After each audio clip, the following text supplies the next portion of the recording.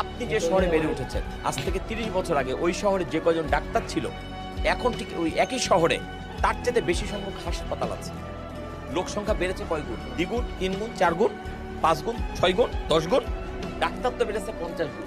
তাহলে তো রেশিও অনুযায়ী রোগ বালাই কমে যাওয়ার কথা, রোগ কেন বেড়ে যাচ্ছে? তার মানে আমরা ভুল পদ্ধতিতে আগাচ্ছি। এই পদ্ধতি যত আগাবে তত মানুষ ধ্বংসের দিকে এগিয়ে যাবে। আগেকার মানুষ তো ভালো থাকতো, কেননা নেচারকে তারা ইয়া করে নিয়েছে ন্যাচারালি।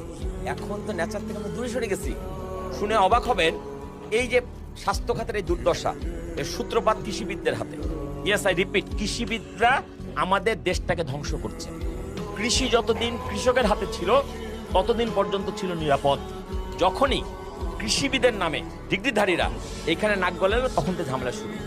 এরা গবেষণাগারে নানা রকম জাত আবিষ্কার করে, যেগুলো একটা কীটনাশক আর সার ছাড়া উৎপাদন করা যায় না। বাংলার